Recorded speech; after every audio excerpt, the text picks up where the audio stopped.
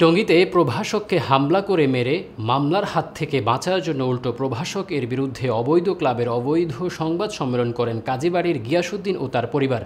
Staff reporter Shamima Khanam বেবির রিপোর্টে বিস্তারিত জানাচ্ছেন এসকেএন রেশমা।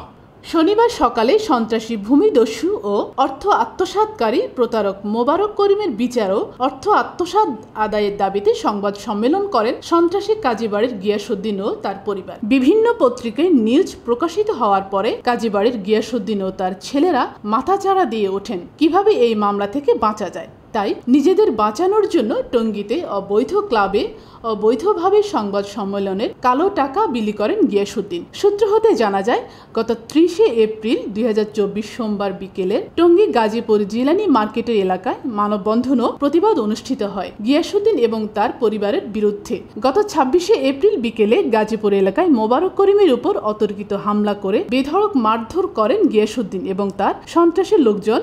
প্রতিবাদ সবাই উপস্থিত ছিলেন বাদল শিকদার, খোরশেদ আলম, তপন, ইমরান, রাসেল, ফয়জুর রহমান আলম। প্রভাষকের উপর হামলায় টঙ্গীতে দোষীদের গ্রেপ্তারের দাবিতে মানববন্ধন করেন মোবারক ও তার এলাকাবাসী। টঙ্গী পূর্ব থানায় একটি লিখিত অভিযোগ করেও কোনো আইনের সহযোগিতা পাচ্ছে না মোবারক হোসেন। উক্ত অভিযোগ থেকে বাঁচার জন্য সাংবাদিকদের মাঝে কালো টাকা বিতরণ করছে গিয়াসউদ্দিন ও তার ছেলেরা। জানা যায়, গিয়াসউদ্দিন ও মোবারকের মধ্যে লেনদেনের একটি মনোমালিন্য চলছিল। এরই সূত্র ধরে পাল্টাপাল্টে মানববন্ধন, সংবাদ সম্মেলন, প্রতিবাদ সভা। গিয়াসউদ্দিন ও তার ছেলেদের বিচার দাবি এলাকাবাসীর।